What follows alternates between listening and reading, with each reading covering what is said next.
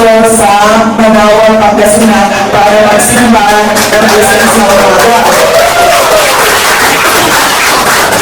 At pangalawa, huwag niyo kalimutan yung homily ni Father kanina. Anong sinabi ni Father? I-check ko lang kasi baka natulog na kayo sa misa. Hindi na po sa biyahe, natulog kayo sa misa.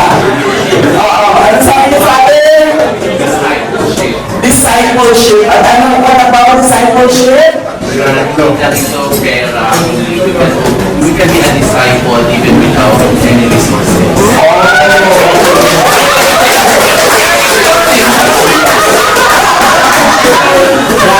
So, nakikalimutan yung message ng Diyos. Ang ano lang doon is ang messenger lang si Father. Pero yun ay galing sa Biblia. At ang pangatlo ay mag-ingat kayo pauwi. Huwag kayong dumiretso ng Baguio. Sabi ni Mayor, 1 hour and 30 minutes na lang daw galing dito ang Baguio. So huwag kayong dumiretso doon. Bumalik kayo ng Mandaluyong.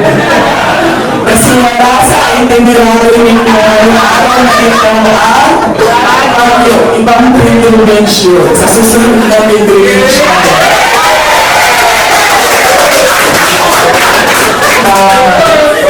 masaya ako, nakasama ko kayong lahat ngayon. Ang kasama namin sa Central Office, sa Mandaluyong, mga kasamahan namin sa Satellite Office dito sa Pangasinan.